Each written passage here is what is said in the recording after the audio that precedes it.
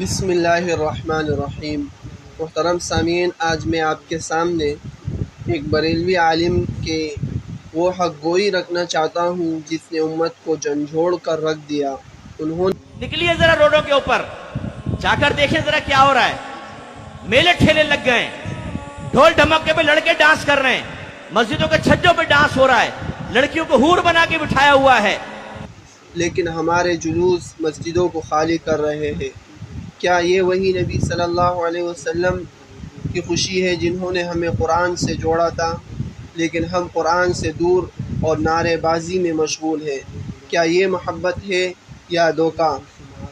وہ مزید فرماتے ہیں کہ لوگوں، نبی کریم صلی اللہ علیہ وسلم کی محبت یہ نہیں ہے کہ 12 ربیع الاول کو ڈھول باجے بجا لو، آتش بازی کرو اور رات رات بھر روشنیوں میں مگن رہو۔ نبی کریم صلی اللہ علیہ وسلم کی محبت یہ ہے کہ تمہارے گھر سنتوں سے آباد ہو، تمہارے دل قرآن سے منور ہو، تمہاری زندگی سنت رسول صلی اللہ علیہ وسلم کے مطابق ڈھل جائے۔ عالم دین نے، بریلیوں کے عالم نے ایک اور بڑی حقیقت بیان کی اور فرمایا کہ ہم نے عیسائیوں کی طرح اپنی دین میں ایسے تہوار بھر لیے جن کا نہ قرآن سے ثبوت ہے نہ حدیث سے۔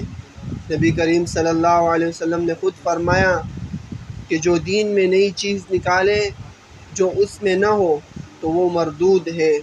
تو کیا ہم نبی کریم صلی اللہ علیہ وسلم کے فرمان کے خلاف چل کر پھر بھی محبت کے دعوے دار بن سکتے ہیں؟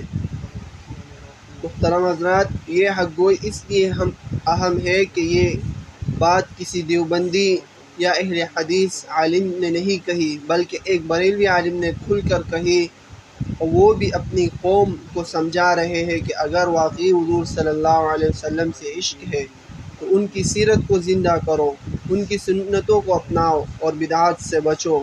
لہٰذا ہمیں سوچنا چاہیے کہ ہم کس طرف جا رہے ہیں۔